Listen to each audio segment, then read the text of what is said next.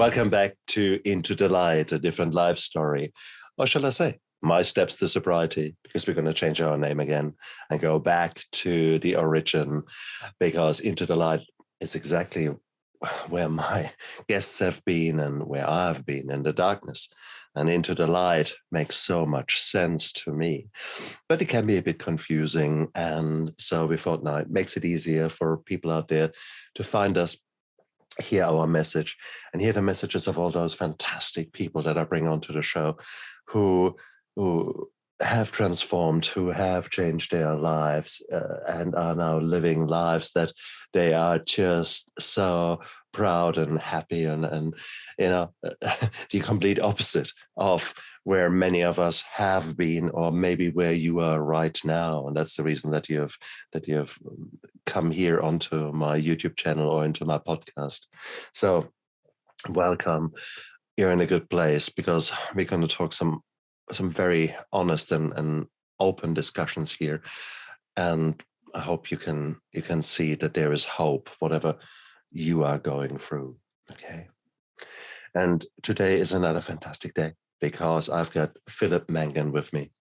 Philip is the Wellness Wingman for women who struggle and who are overwhelmed and think, oh, yes, I want to live a healthy life, but bloody hell, where to start? Juggling life is for every person is a challenge, okay? So let's be quite clear about that. So it's really, really cool that I've got Philip on my show here today, and so he can share his way, how he got his act together, and is now teaching others to do the same. So welcome to my show, Philip. Thank you so much. I appreciate you having me on. Oh, it is an amazing story for all of us when we get our shit together and turn our lives around. And it is such a liberating thing to actually do some real spring cleaning and doing that in our lives, and then suddenly get the clarity to actually say, wow. I agree. It's honestly, I think until you do that, you're only halfway living. Isn't it? When you start opening up and clearing things out, that's when you actually feel life on a greater scale. So I think you're fully living when you do those things, and you're actually putting forth the effort. Isn't it? And for a long time, I lived a life where there were not many self-help books or DVDs or things that I probably didn't watch. The Tony Robbins, I had all the CDs and it is, so I went all down that route. Wellness, yeah, great ideas. And I typically did so with a glass of wine in my hand, or yeah, it was sort of when I look back, it was such a craziness. Wow. So part of me strived towards getting my shit together, but the reality was so different. So yeah, you're laughing. Was there a time in your life where that maybe was the same? Oh yeah, for sure. That's why I'm laughing. I mean, it's easier to. I mean, you can get all the books you want, and listen to all the different things, and I mean, that won't automatically change you. It's just like buying a water bottle and then thinking that you're going to be more hydrated just because you bought it. You actually have to put forth the effort to drink the water and refill it and keep drinking the water. And that has to be the desire, the goal. And I think a lot of people are disconnected to the greater goal. They want to do it. The idea sounds nice. We all have a little ounce of desire, but we don't know how to fully act on the desire properly to get to that point wherever we want to go. For me, there was many times in my life where, I mean, the biggest struggle for me was, I think, when I went to college. I never really did a lot of partying before I went to college. I don't think I even really drank during high school. But when I went to college, it kind of was like, all right, I'm away from home, and I kind of just went crazy a bit. And I mean, I guess crazy a lot, and just really got big into the party scene. And I think it was more so because I just felt like I had friends and more social. I was more social and doing all that stuff. And then even just became a part of my lifestyle. And then when I graduated college, I think by doing college the way I did it, focused on mainly on partying, I think it was a reason, one of the reasons why I was focusing on partying was because I never really clearly knew what I wanted to do with my life. And I think, to be honest, if I was to dissect that on a greater level, it was like, if you don't have this like clear vision of how your life goes, it was never like in high school of like, I want to go to this college because I want to do this or this and that. It literally was just like, okay, well, that's what you do after high school. You go to college. And so in college, maybe since the drinking took hold, it didn't help me get clear by any means. If anything, it numbed it more. So when I graduated college, it was like, wait, I have to go do this thing that I don't even know what I'm supposed to do. Like, I mean, it's just because I need to make money. And I didn't really like that idea. I never really kind of was drawn to doing some sort of 9-to-5 job. And when I got out of college, I worked a couple random jobs here and there, but I still kind of lived that college lifestyle, to be honest. It was kind of like just a means to, surviving as far as, making money so I can continue to partying, because I stayed in the college town. And then when the economy got really bad in 2008, I got laid off from the job that I was in, and I created a party bus business with the unemployment money I was collecting from the government. And it was kind of something that I kind of just took a gamble on. I didn't really have any plan of what I was going to do with it. But at the very beginning, it just was more of a means to continue to party. And so like I just continued from the time I went to college for, like a strong 9 years up into that point where I was just focusing on the partying, the destruction in my life. But I didn't really kind of see that it was that bad because my friends were the same way. And everyone that I was surrounding myself, the environment I was in, it just kind of just felt like this is normal. And when I created my party bus business, like I said, at first it was just, means to party, but then I saw that there was an ability to kind of grow it. And I put forth effort to it and we expanded it more and more over the years, but I did it for 7 years. And I think it was probably about 4 years into the business where I just got to a point where I was just sick of myself, sick of what I was doing. And there's many times throughout like that period of my life where I would sober up a bit and life would smack me in the face. Like, I would feel depressed. I would feel, oh, what am I doing with myself? And I don't even know how to navigate out of it. So boom, the next night comes around, you're drinking and you forget that feeling. And then it kind of was like a cycle, over and over again. Some days it would creep up, some days I would just be able to push it down easier. And I did that back and forth for so long, kind of like when you described like watching Tony Robbins with a glass of wine. It's like, you have this desire, you want to change, but you don't know how to completely change. And it's like the best way to put it, during that time in life, I was moving 1 step forward and then 2 steps backwards. And it was just like, no. And I was just kind of teetering between these two worlds of like, this is how I've defined myself for so long. And this is how maybe I kind of want to become. I don't know what that means, but let's see what I can do. And the clearer I got,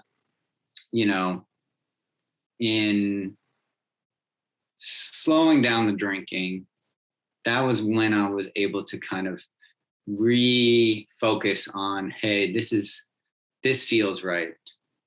This actually speaks to me. Oh, I saw that this was something I was doing before that I didn't notice because I was, numb. So I think when you're in that, it's normal, like, because when you're in that kind of state of mind for so long of this is who you are and this is your lifestyle, it's hard to see the way out. And that's the thing. I think most people, they don't have anyone that's I think people, and this is what I thought someone was gonna pull me out. I was just hoping someone would pull me out, that something would happen and magically I'd be pulled out of it, like where my life would change. And that's just definitely not how it works. Yeah, funny that is, isn't it? That's right. Yeah. But did you expect it to? Fairy come. I think I was, you know what I was expecting for is like, because I think a lot of people, you know, I am a model now, but I think a lot of people put this in my head of like, hey, you should become a model. And then I would say, hey, well, be my manager and go get me signed. I don't even know where to start with that. And this is like when I was at the peak of my drinking and craziness, and, you know, thinking like, okay, well, my life could change to that. But I'm thinking, hey, you do that and you take me out, you know, kind of thing. So that's the best way the analogy I can put it, because actually I was able to get out, but I actually did take myself out and become a model. And I saw how much effort it had to take out of me to do that, you know? I remember pretty well when I was living the quotation mark party bus lifestyle. It was such a weird time, but even then, when I was living in that madness in university, it was cool whilst the party lasted, but like you, there was every morning I had actually to wake up. And in your case, you saw immediately the consequences of having been at a party, because you had to clean up the vomit in your bus, and you saw sort of you probably had the kind of, oh my God, because I didn't see that until later on, though. I think I didn't see it as clear until later on, like right. because I don't think you actually realize things until you sober up a bit and see other people partying. Right. And when you're sober, because then you start seeing like, wait, this is how I act when I'm drunk, or this is what I do and the stupid things. So I think it took me a couple of years to actually be like, oh, like this is how I am and this is not how I want to be. And yeah, no, fair call. What did it take to change, or was there a dark night of the soul, or what was the catalyst that actually changed you? What was the moment that you actually had the first real, okay, we can't continue like that? Well, I mean, I probably had that so many different times. But I think it was building for a long time. There's many moments that I let slide, I think, to where they were warning signs, and I just kept kind of not, not absorbing them in the right way. Kind of just, hey, that's a sign. I'm going the opposite way. It doesn't matter, you know? So I think finally enough of those signs came, and the best summary I can give you is in 2013, for 8 months, I lived on one of the buses. We turned one of the buses into an RV. Lived on one of the buses for 8 months. 4 of those months we were traveling across the country.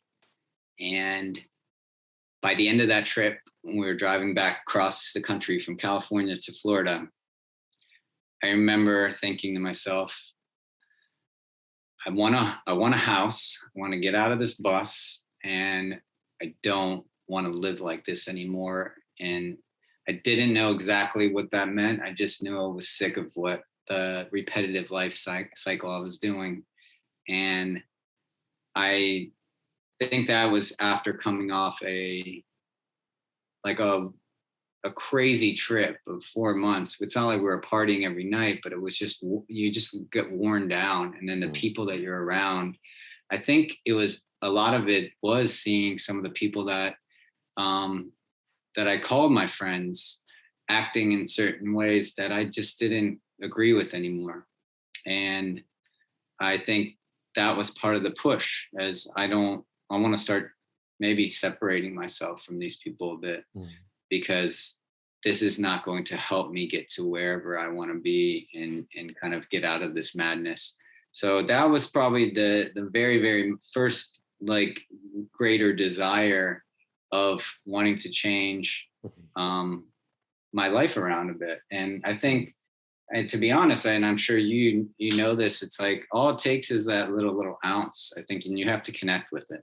And I think, you know, sure, like this idea of you wanting to change is good, but I actually was connected to that moment of, hey, I'm sick of this shit, and I wanna get going and change this around. And that's all it took. You know, you put it out there in the universe, and then you keep putting forth effort, no matter what happens. Over time, even if that effort is a lot of failure, you know, I tried to give up like alcohol many times, as far as like, hey, I don't want to go out and party. Next thing you know, I'd find myself partying again. But like, I never stopped having that desire come up into my head, because I kept it clear. So I think that's where it starts, is finding that way to connect to that desire you want, not just doing something because, you know, this sounds like a good idea. Just like, I mean, you can say, hey, like this, I want to lose 50 pounds. This like, that sounds nice, but are you willing to put the effort in to change that? You know, not a lot of people are willing to put the effort in to change that. That's why, and I think that's why a support system is one of the best things you can have during any time of change, because then you feel a bit more confident that you can do it. You know, if I would have had someone helping me, guide me out of there at that point, it would have been a lot easier. I had to go through the crap to get to where I am now. Yes and no. Yes and no. It is. There are several steps there, isn't it? First of all, in those 7 years, even if someone had come to you, and maybe people did, maybe your parents did, and spoke up and said, hey, man, is that really where you want to go? Is that really your life? And you would have probably hand on heart said, yeah, maybe you're right, but yes, it is my life. So there's this complete denial for such a long time in many of us. And then finally, you have to accept that you can't continue like that anymore. So until you come to that point, whoever comes into your life and reaches out to give you a helping hand, you wipe that hand away because it's just, you're not ready. So there is that. And then it's quite interesting to hear you saying that you were waiting for other people to give you that helping hand. There is often this kind of expectation that I've deserved it. I deserve to be better. So you help me now to get better. And it doesn't really work that way, does it? It is, if you have your own skin in the game, then you're actually far more interested. So if I give you a perfect program for free, then you say, yeah, that's a nice program. And if I actually make you pay a nominal charge for that, you suddenly have money in the game, literally. And suddenly for the same program, you're far more interested in actually making it happen.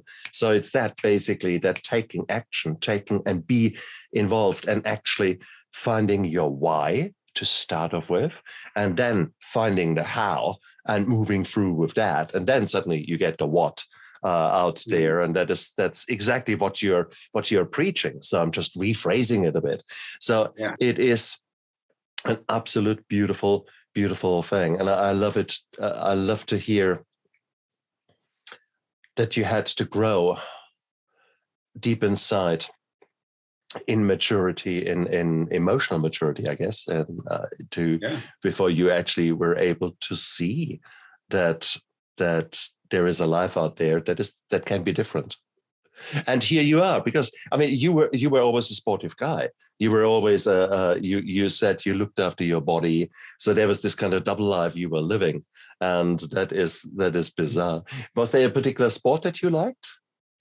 Well, when I was growing up, I'd love to play basketball and soccer. I think those were the two I played a lot when I grew up. And then it's funny, when I got to college and started getting into the partying, I just stopped any sort of like activity like that. And then it shifted over to the gym, more of like, hey, I want to look good, for girls or something like that. And then I just started, I think from there, that was really the starting point of gaining more knowledge in how to work out and really kind of better my body in certain ways that I wasn't looking at before. Even with eating, when you're making your own meals, you start kind of looking at what you're eating a bit more. But I mean, honestly, none of that really came.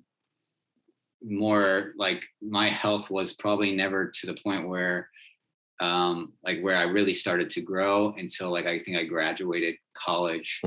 And there was a point in time, like a little lapse in between when I graduated and I was working at a company that I had to and I was dating a girl. So it was like I wasn't really partying as hard or anything like that, but there's a little kind of good, like almost a year period in there where I had a really kind of normal schedule and I was, eating well. And I saw how much that was able to make me, better in health, like just overall feeling and all that. So I think it kind of lingered in that a little bit, but yeah, I mean, at the end of the day, you gotta kind of really focus on, hey, am I doing this? Like, would I do this if I really love myself? I think that's the best way to put it.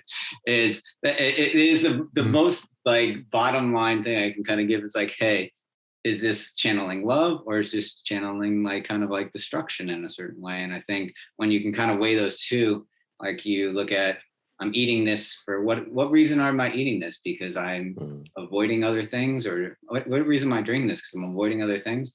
Well, that's not really giving myself love. Like you might think it is, because you're like, but actually you're just doing it because you're avoiding something. I think giving yourself love is actually kind of taking the time to not avoid and to dissect. And that's so beautifully said, isn't it? It's so beautiful. And it is, and we have to say that to feel good is a wave of chemical reactions that wash over you. So there is the serotonin, there's the dopamine, there are all these beautiful, beautiful substances that soak our neurons up there, and suddenly you get that emotion of, I feel good. The problem, of course, is you've got so many false friends. So you've got the alcohol, which is very powerful, but that's the numbing. So even if you were now to stop drinking, and you haven't dealt with the underlying problems, you will still reach for that little bit of cheesecake, which then turns into a quarter of a cheesecake and then half a cheesecake. And come on, who wants to have these leftover crumbs? That's the rest of the cheesecake. So, okay. And why do you do that? Because you've got the sugar rush that gives you the dopamine. You've got exactly the same things. You've just changed from one destructive lifestyle to the next destructive lifestyle. So the cross addiction is so huge, and that's one of the curses when you are an addict, and 1 in 3 of us are. That it is very easy for you to just switch over, not dealing with the underlying problems, but you just keep chasing that high, and a quick upstroke of the blood sugar. Well, that gives you a high. It makes you feel good. 30 minutes later, yeah, because your insulin, exactly, your insulin is basically hitting home and saying, "Whoa, that's far too high a blood sugar," and then you dive low, and so your blood sugar goes lower than normal, which makes you feel tired, fatigued, and makes you feel like crap. And surprise, you want to eat more, or again, get out of that pain that you have actually instigated. And it's just crazy. So that's where the nutrition comes in. And that's where suddenly you're focused on some very simple steps can be such a powerful thing. And I think in your program, that is exactly where you are going. So if people are coming to you, and what is sort of your structured approach? How do you give people hope if they're finally ready to take it? Yeah, well, I'll make sure,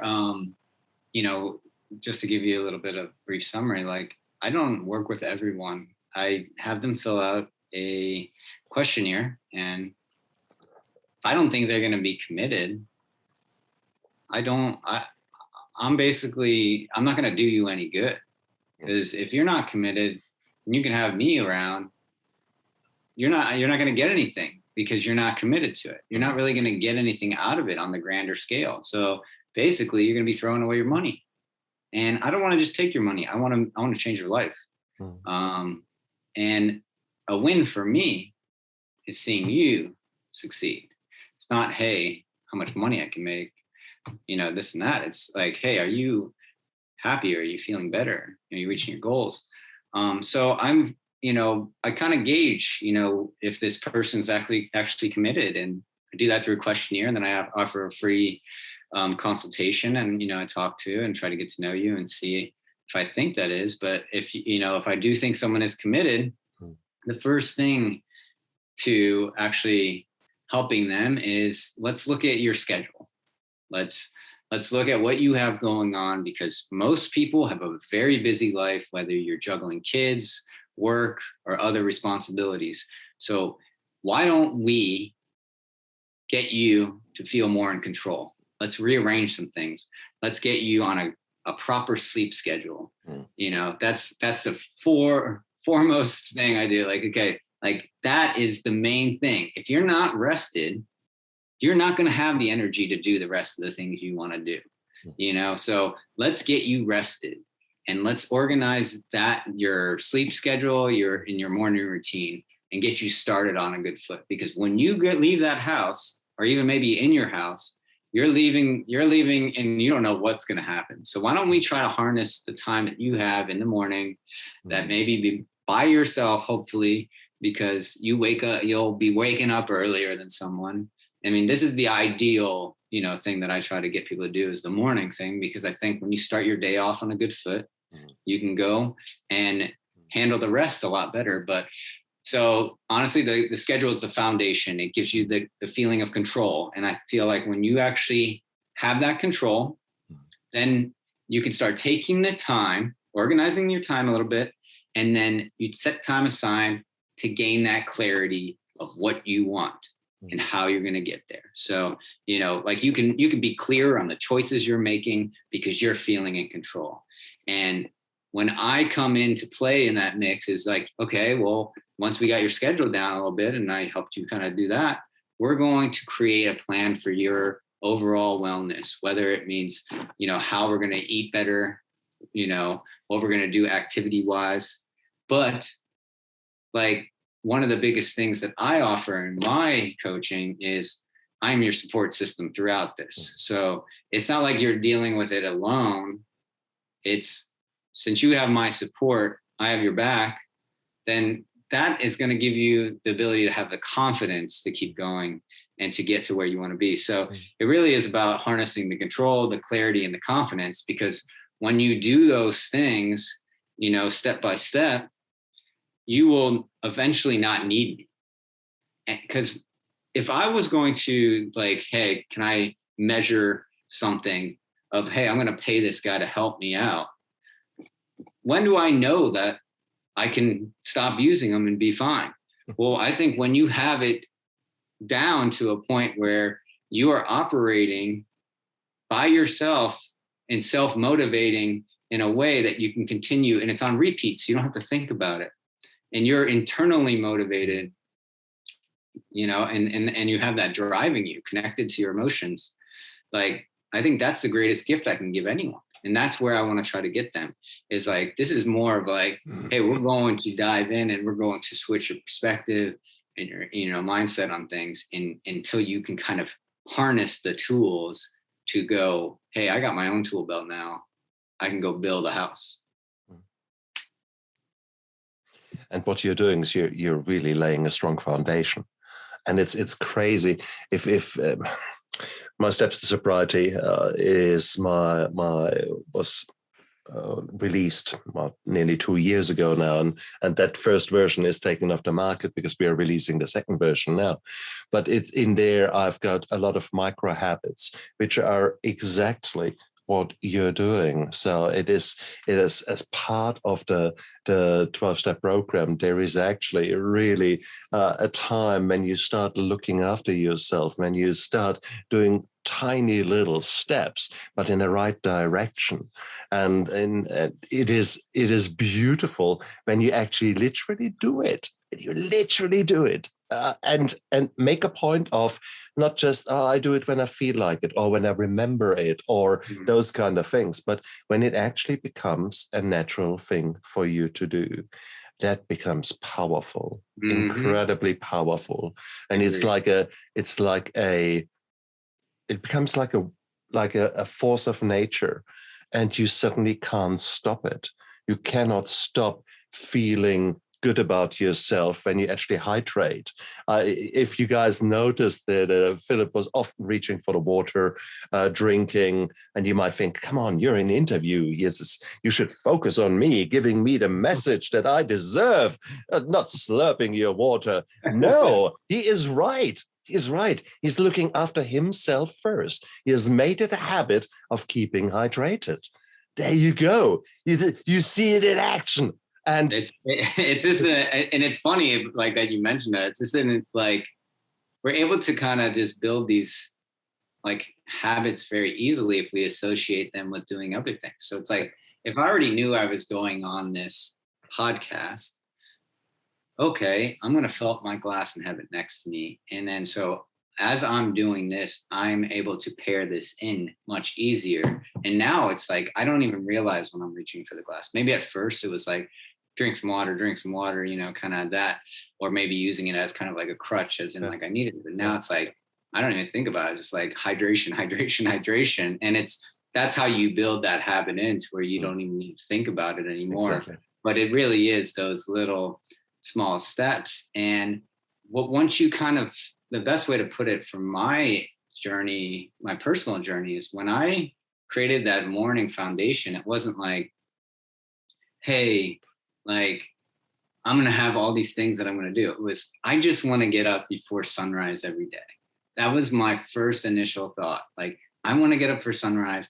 And first I started off at like 7, and then I had to push myself back about 15 minutes. And I kind of just slowly did it, because it doesn't just go, you don't just go like from like, you know, waking up at like 9 in the morning to like 5 in the morning. So you got to kind of slowly transition that. But when I was able to finally get to the point of where I wanted to be time-wise, and you're comfortable doing that, that's when you add the next thing in, and you add the next thing on top of that. So I think the problem is that a lot of people, you know, encounter is just you can use a New Year's resolution analogy, is people set, you know, 5, 10 of them, but how many people do, you know, keep them? Most people don't. Well, why don't you just set one resolution and focusing on changing that throughout the year? And it becomes much more possible if you focus on one thing, and then you maybe add another thing mid-year if you did it for 6 months. So it's that's the key. And the key is also too, is if you see, I mean, I will say that a big part of what I've learned throughout my journey is being able to adapt, and be able to adapt with what my changing desires. So if I'm not feeling something in the morning anymore, and it's not clicking the way it did, and it's not fulfilling in the way that it is, maybe I need to switch that up. So recently I've been switching it up. I used to do yoga every morning, and for the past 3 weeks now, I've been either running or biking in the morning. And I'm not a big fan of running by any means. I've never been a big fan of running just to run. But there's something about putting yourself back in that discomfort a bit and doing things that you're not used to, that you feel this sense of confidence when you finish them and you complete them. And that re-energizes you and lights you up in a different way again, and boost those endorphins or positive brain chemicals, because for a while they were lacking, and I had to realize that there was something off. Why don't we switch it up, and let's see if we can turn it back on again in a different way. And that's something that maybe you won't get right away, that, you know, like until you get down the line a bit. Yeah. But I think that is an important quality to have when you're trying to make changes to your life, to adapt to whatever you're seeing, you know, come into play. Very interesting, very cool, very good. I like it. I like it. But guys, if you've listened carefully, there are several themes coming through here from Philip. First of all, it is about a strategic and a clear plan. There are certain micro habits that are guaranteed to make you feel better. So you need to be open for them. Then you need to learn about them, and then you need to be willing to implement them. And then you actually, the important bit is to take action, to actually implement them, not just talk about them, not just buy the book and then look at the book and now it's get the gym membership and think, exactly. Yeah, exactly. So I want to add one thing to that as well is I know like part of ourselves are wired differently. I understand that. And some people, might function better at night.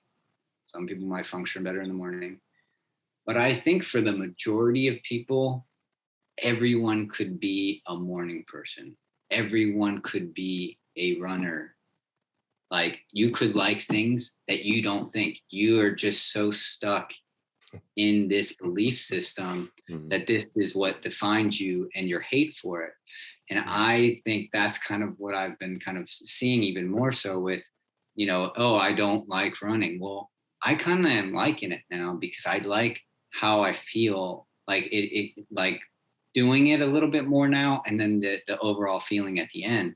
And I think you can change. You just have to be open to changing and not so stuck in the belief that you cannot, because when you are stuck in the belief that you cannot, you will never change because you're not going to pull yourself out of that.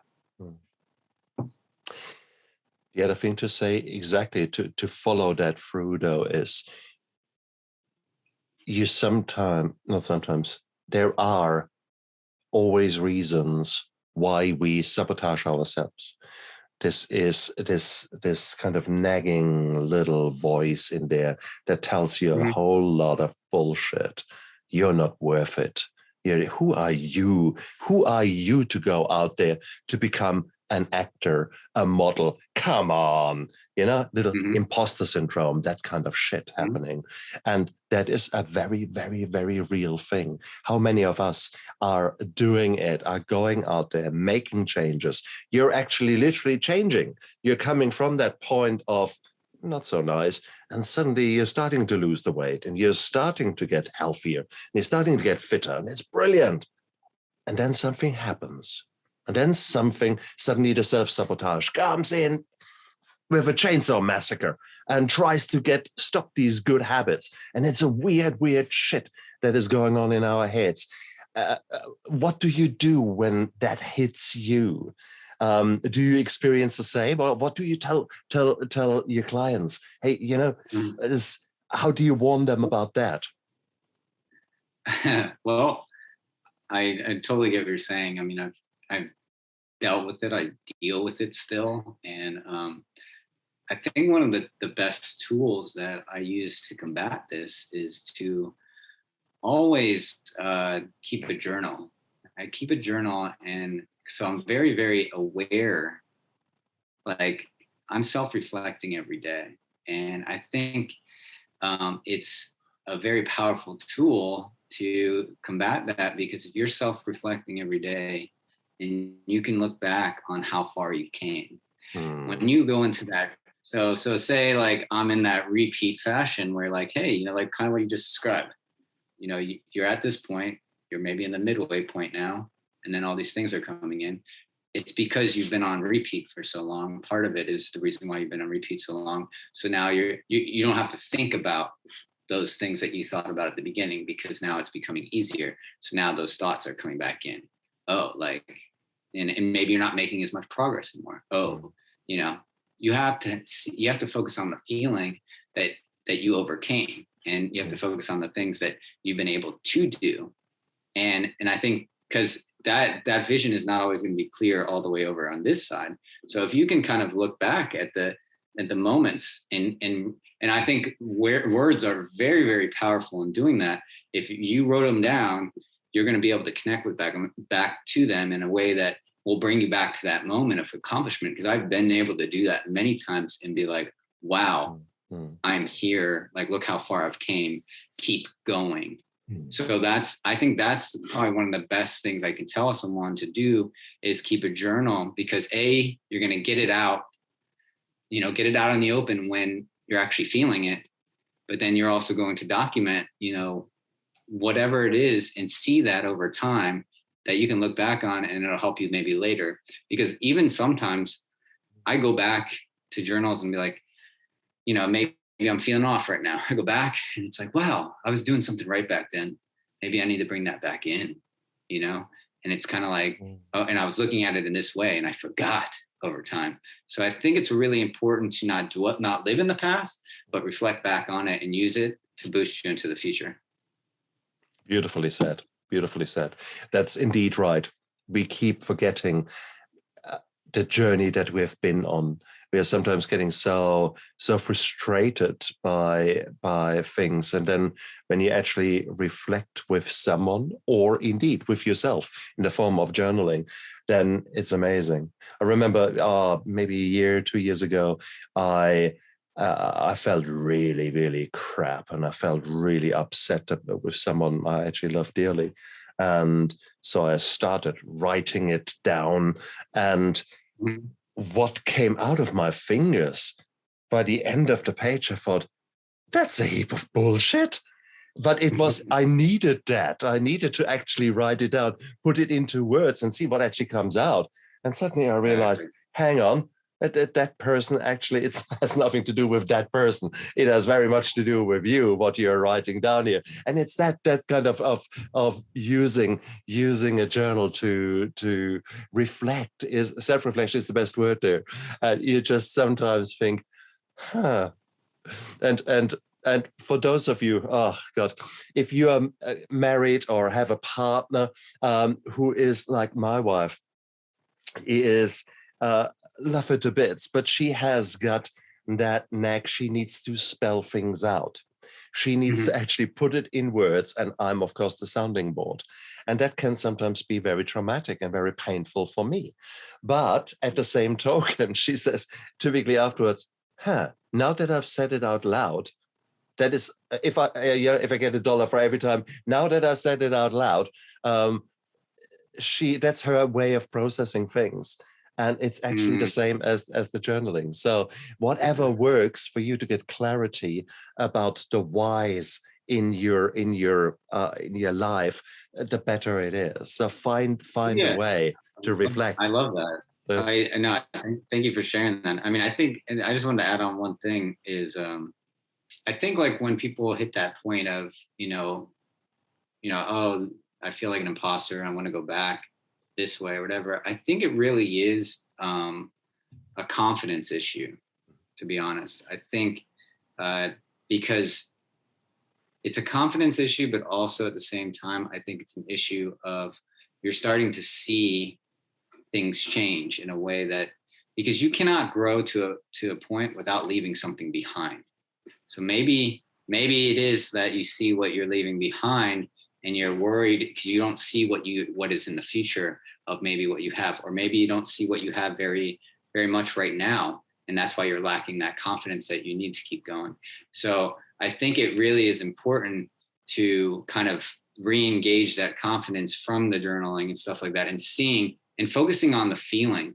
Because a lot of times, I'll just give you an example. Like one of my clients was, at the very beginning, and this is like a recent client, she was, I think she lost 10 pounds in the first like couple of weeks. And then she hit like kind of like a lapse, but it was also because she got injured and some other things, happened, and she didn't have the time to dedicate to like her wellness in a greater way. And I was like, well, how are you? I want to know how you're feeling overall, like when you do these things. Just tell me, like, once you do something, tell me how you feel.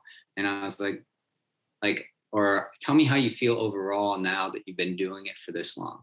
And most times, like, people will say, I feel good. Well, I want you to focus on the feeling, because the feeling is going to it's going to make you to keep going. It's going to drive you to keep going. I think a lot of people focus sometimes like a result is a feeling. I mean, a feeling is a result. So like, I think if you were to focus on like, oh, I'm not where I want to be yet, maybe you're not looking at the right things. That's basically what I'm getting at is. So I think that'll help you keep going on your journey is if you're looking at a broader picture rather than just like, if it's very straightforward, is it weight? Is it job? Is it, this or that, so if you focus on the bigger picture is what is working rather than what's not working, I think it will restore the confidence a bit more in you to keep going. Maybe when you hit that lull or being like, oh, I don't know if I can do it. Cause there's been many times where I've been a coach and thinking like, one of my goals is to do like public speaking and, go and do this and that. And then sometimes I'll get to the point where like, why does anyone want to listen to me? And this and that. And it's like, there's so many people out there, and you start thinking but the one thing I've realized is it's my story. Like I'm living, like, that's why someone would want to listen to me. Cause I'm living a different life than anyone else. Oh. And I've done things that other people haven't done. And it's like, that's what makes me unique and the value that I have in all the things that I've learned. And it's like, rather than being like, I'm not this person, or I'm not this, or everyone's doing the same thing. It's like, I think the more we focus on ourselves and lining up like authentically with it, then that gives you the confidence. So really, I know that was kind of like a big answer, but it really just goes back to the self-reflecting and just really kind of harnessing yourself, getting to know yourself better, because that's when you're going to be able to kind of say, hey, push aside the BS and keep going. Beautifully said. Beautifully said. That's exactly the way I train myself to do that. Having said that, it's not easy. It's these waves of imposter syndrome. They come over me. And it's just nuts. It's nuts. And here you are. You're branching out. You're branching out into modeling. You're branching out into acting now. And there must be so many episodes. I mean, like nowadays for me, public speaking, holding a lecture or doing anything like that is actually fun. But there was a time when I was petrified, absolutely petrified, self-conscious. No, it was awful. And so here you are, you're exposing yourself to new things. Every new audition will be a wave of roller coaster of emotions, inevitably. So how will you deal with that? Okay. But the more you do it, the more comfortable you are of doing it. Like, and I think for me, okay, I'm going to New York this weekend to do a job. I haven't had a job that I've done in the modeling industry, or this is more of a commercial acting job, but I haven't had a job in the modeling industry in 3.5 months. Yeah. Did I stop putting in auditions? No, I've probably put in 40 or 50 auditions since then. Right. And obviously there's going to be a point where you do an audition and it's no, and you get tired of it, and you're just like, well, maybe I'm not good. And I have those thoughts like, am I doing something wrong? Am I doing something wrong? Well, the way I'm able to bounce back and keep myself going, and I had to get to this point, and like somewhere in that middle of that process, I was kind of hitting a low, as in, I need to refocus on like, am I channeling joy when I do it? Am I like really in it in that way of like, do I enjoy this? Because if I'm doing it as in like out of this like, hey, like I'm so worried, I'm not going to be able to be good at the audition. So I have to look at it like, if I'm not happy, like where I'm looking at it after I like kind of splice up the video or this and that, and I don't think that like I was channeling joy and I was like in it and being present in it, then of course I don't think I'm going to get it, because then it's like, then I should probably redo it again. And that's kind of where I got to the point where I have to be really, really present when doing the audition and continue to keep on in that way. Because if I'm not present and I don't enjoy it, then I'm going to just fail to begin with. Because what is even the point? I'm going to get the job, and I'd still rather like that I can get the job, but still at the same time, I won't feel connected to the job if I'm not actually enjoying and being present of it. So I think there's a really important kind of thing that you have to channel in that, is just really channeling the joy into the thing you're doing, and don't give up, because you're going to want to give up. You're going to hit a no, you're going to hit a no. And 40, 50 no's, that's a lot of no's. But I kept reminding myself, I don't know when it's going to come, but it is going to come again, and that's all I can. And that's the thing, that's like all, and for something that's out of my control on a grander scale, like I can't, it's not like a bodily change where I can control this is, weight loss or this and that. It's in other people's hands, but I can control what I put out there. That's the thing. And how I'm feeling, that's what I can control. So let's harness that stuff. It's beautiful. And that is the don't give up. And it makes it so much easier if you are clear about your why, if you're clear about that you do that for yourself, that not just for anything else. And rejection is part and parcel of our life, and it is the darkness, little bouts of darkness, each rejection. And it's very hard, especially for many younger people nowadays, where there's instant gratification, instant everything, and to actually face failure and embrace it for what it is, something that naturally will occur, inevitably will occur, and learning how to deal with that. That is one of the most powerful things that I guess a young person can do. And certainly when you think about the acting and the modeling world, the industry, there is, for crying out loud, I don't know what the statistics in modeling, but certainly they say that for a young band, the chance to make it big is something like 1 in 10,000. So the odds are against you if you're playing in your band and you're going to be the new Bon Jovi. It's probably not going to happen. So, but does that mean to say you should stop? Because the odds are stacked against you. No, of course not. Of course not. So, but it's the reality check. For a young person going into the modeling industry, what advice would you give them how to deal with those negative emotions? Well, first off, I would say that can't look at what everyone else is doing. I think that's the part of the problem, like in that I'm not even just talking about modeling industry, I'm talking about life in general. I think most people are looking at what other people have and what other things are bringing people success. They're trying to replicate it. Then they're not being authentic. I caught myself doing that at a couple times, and especially in the modeling industry. Not at first. At first, I'd be very authentic, and I think that's where it got me into the modeling industry, because I was being me and I had that drive to get into it.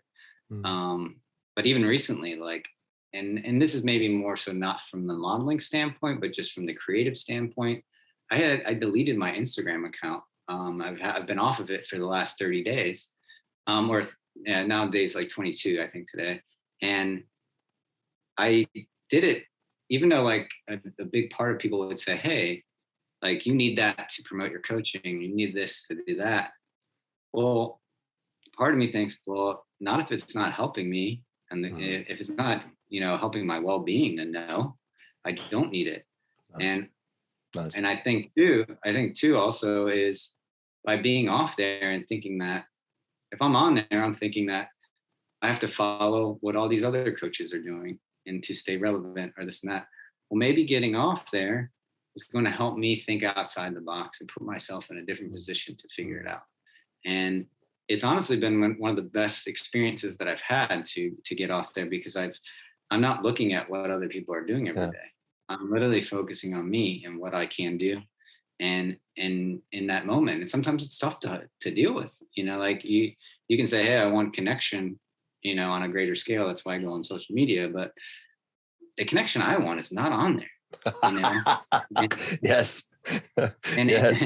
And that just like, even though I sidetracked it a bit, it all comes back to just if you're an aspiring model, hey, do you have the measurements or whatever that you need to maybe even be a model? First, consider that. Like I was fortunate that I was tall, and then I was already taking care of my body in a way where I fit into the industry really well. But when you go from like, if you have this mindset, like maybe you just enjoy modeling and that's something you like enjoy doing and it's your creative passion, I say roll with it. Because you know what? When I started becoming a model, I never thought, hey, I can't wait. This is my big goal, modeling in life. It was never that. It was like, wow, maybe let's see where this takes me. It'll maybe open up opportunities, other doors. Mm-hmm. So by you doing something you love, which I was doing, it brought me so much more love. So I would give that piece of advice to anyone. If you really love it and you're connected to it, you're doing it out of love, do it. If you're not connected to it and you're doing it for other reasons, then you're basically setting yourself up for failure in some sort of way, because you're not going to get the love that you want, So that, and then going into it, realize that it's not the end all. Like, people pay me for pictures. That doesn't make me any different of a person than other people. Like, and that's the thing. It's like, I'd almost take more value in what the coaching I do or the writing that I do or whatever I do that actually uses more of my mind than, hey, if someone wants to take pictures of me, great. It doesn't make me a better person than anyone else. It doesn't make me have a better lifestyle than anyone else. I've gone through a lot of crap to be a model, and it's not a very luxurious lifestyle by any means. And I think that's the thing, is people think, oh, you're a model in New York, it's so fancy and it's this and that. It's like, no, like, it's a job. And most of the time you spend, your job is to find other jobs. That's like 90% of your job is to market yourself in a way that is going to get you more work, and it's not, hey, I'm going out and hanging out with models all night and this and that. It literally is, if you want to be successful, it is a job, and it takes effort. So true. So true. I am standing on the other side of the lens. I love my photography, and we do lots of model shoots. And it is hard work. It is hard work. It can be boring for the model to stand there whilst we get the lighting set up. And if you're on location somewhere to get it all done, there might be. Recently, I did a model photo shoot where I ended up being made up as in kintsugi, the Japanese principle of the broken things can still be beautiful. So it was the thing of having a broken vase and it's being glued with gold, and it is actually a beautiful, beautiful principle. So I was being made up in as completely gray clay, so to speak, and then broken lines through there. That took me about 3.5 hours with the makeup artist to get me sort of from top to belly button in quite a freezing room, and it wasn't particularly fun. Okay, it was 3.5 hours of well, we made it fun because we joked around and we had a good time, but okay, this is the reality. This is the reality for half an hour, an hour of shooting. So it's interesting. Yeah, and a lot of people, and like, I mean, if I was to say, like, I put in 40 or 50 auditions and I'm gonna hit one, like, it is the reality. You're going to get a lot of no's, but you can't take it personally, because honestly, like, I can say most of the times, like, even though I don't know, I have to believe that whatever didn't happen, it's not because of me, it's because of that wasn't the look they were looking for. That wasn't this, I didn't fit into what they needed. That doesn't make me have any less value. But when I did hit something, I am so grateful for it. And that's, I think, the thing that, like anything in life, the work, and if you put in forth that effort and you get to that end point after you put in all this effort, you are more grateful for it. And most likely you're going to hold on to that feeling and really bask in it. And so like, say you set a mini goal of, you know, and I can relate this to health. Say you set a mini goal of 20 pounds. It takes you a year to do it. You are going to be so grateful for that feeling. And then you're going to see that it's possible. So I see that it's possible that I can get another job again. Yeah. Then that means it's possible to get another one. And then you keep going from there. So that's the thing, is you have to lean into that feeling of the gratitude for it as well, because then it is going to make it, you know, like, hey, this is not an easy job. Like what you said with the makeup. Yeah, not an easy job. Well, you're going to have some fun with it. And you're going to say, oh, well, maybe I'm grateful for the people that, you know, put the makeup on. Maybe I'm grateful for, you know, other people that actually do this every day. But I'm actually really now more focused on the grateful. Like, obviously I have the job. I'm grateful for the team that comes together, because I realize that it's not like, if I was to give one more piece of advice for like someone that was like starting out, is like, it's not just you, it's everyone else that actually makes the thing happen. With a lighting guy, the cameraman, it's like, those are the things that I am so very present for and notice now, that I'm like, this is why everything works. I'm not just the main star, I am a player. That's the attitude you have to have, I think, to go into anything. Because why do you think, like, you know, you think about LeBron James or someone like that? It's like, yeah, he's the star of the basketball team, but at the end of the day, he is a teammate, and he focuses on being the teammate. You can be the star, but you can be the teammate. So I think that's the focus on anything in life, is you need to be the team player in a way that you're going to fit in the mold and make everything come together more, you know, in the way that you desire. So I know there's a lot into that, you know, to dissect into that, but, you know, just realize that it's not, you know, the world doesn't revolve around you. And I think the more that you can put yourself in that position, I think the more you can put yourself in that position in anything in life, then you're setting yourself up for success in greater ways of growth. Exactly. Beautifully said. Philip, you really went with me deep into all these principles, and it's so lovely, because by actually demystifying wellness and showing it as a systematic kind of matrix, where you say, okay, I want physically to be healthy, therefore sleep, hydration, nutrition, exercise. Bang. I want to be creatively healthy. What does that mean? It still starts with sleep, because if you're completely zonked, then you're not very creative. Rest assured, I know that for sure. Exactly. But it's again, so you actually do the same with your relationships, with your self-love, with all these kind of things. And when you actually break it down, you realize it's not that kind of mythical, I need to climb a mountain and sit in the Buddha position on the very top of the mountain. Nah. You need to show up. I think that's the start, and you need to be humble and aware and think of small steps. And today we've dissected them and made them easy for you to understand. And but only because they are small steps and because they are simple steps doesn't mean you can just jump over them. Oh, no. I want the real progress. No, sorry guys. You try that and you end up in thin ice because you haven't laid the foundation. Let's be very clear about that. And more important, I think what both Philip and I have figured out in our lives, that you really need a wingman. You need someone who is by your side, at your side, and is supporting you and is showing you those things that you do well.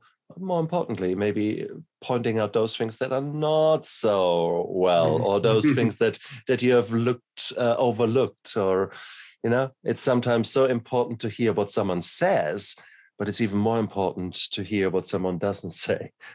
So these are the things. So therefore, you can't do it alone. Massive change is waiting for you. There's no doubt. You want it. You really want it. Find your why and find someone who can guide you. Then it's virtually inevitable that you are becoming a new person. And typically, if you go in the right direction, that person, wow, you have no idea yet what happens, because once you're on that journey, new opportunities open up. And suddenly, isn't it? It's cool. It's addictive. I don't even know what to expect next, to be honest. Well, exactly. And that's the beauty of life. It's like when you on that journey, it's like then really like the world is your oyster. Exactly. It sounds like a cliche, but it isn't. It isn't, because you start connecting with people, and with people who are different. You, in the past, you chose to connect with party people, and you surrounded yourself with party, and you had party. What was to happen if you now surround yourself with other people who have got equally the goal of actually becoming better beings themselves? So what would such a clique, such a brotherhood or sisterhood feel like? Wouldn't that be empowering? Wouldn't that be great? Wouldn't that be wow, hey, I've learned something? And that's why I do this show. I meet all these crazy, fantastic people who they give me ideas. They open up my eyes. Philip, we've talked about principles. I wrote about these principles. I've written them. And yet you have taught me so much about exactly the same thing. You have reinforced why it is so important. You have helped me today heaps. And how beautiful is that? For that, I'm so grateful. And guys out there, so don't disregard those little things. They are of such crucial importance. And go out there, embrace that life. You can do it. I know it. It is just, it doesn't feel like it now. The reason that you watch that video is obviously that you're not happy at the moment, that things are not so well in your life. I'm so pleased for you, because that is that place of discomfort from which change happens. If you're comfortable where you are, well, nothing will change. Okay. So therefore I'm pleased for you. So now, where do you want to go? Who do you want to be when you grow up? It doesn't matter if you're 70 or 17. Who do you want to be? So it is fantastic. So Philip, if people say, yeah, that all makes a hell of a lot of sense, how can they get hold of you? Okay. Well, right now I'd say don't go to my Instagram. Yeah, that's right.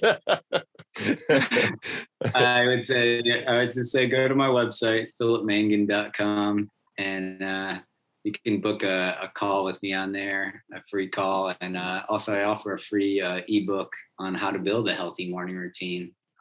So give you a little bit of tips right there just to start, but just go to my website, book a call. You can browse my Instagram. There's a link on there as well. A lot of informational videos and stuff like that I've created. So you can kind of get to know me a bit better. And but yeah, I'd love to chat with anyone that's looking for a wingman, or maybe you don't even know that you're looking for a wingman right now, and you just know that you need something. Beautifully said. And guys, look down there into the description of the YouTube video and of the podcast, because all the links of Philip are down there. Bar the Instagram, I will check that out. And it is what it is. And it is beautiful. It is beautiful. Here you have got someone who can assist you, someone who's at your side. And maybe prior to listening to this interview, you felt you're all alone. And you felt there's not really so much hope, and how the hell do I start tackling that huge hurdle there, which might be the weight loss, or might be your self-consciousness, or there's so many things that we all are battling with, every single one of us. So make a tiny step, make a tiny start. You did that already by listening to that video, by watching that video. Why not make the next step and connect with Philip, or learn from what you have just heard and create your own first step? But the important bit is take that first step, whatever it is. And you have assessed, now you make a step, and then you reassess. Is that going the right direction? How did that feel now that you've made that little change? And chances are, if it's in the right direction, it will start feeling good. Then you do the next one, and the next one, and the next one. You have no idea where that path leads you.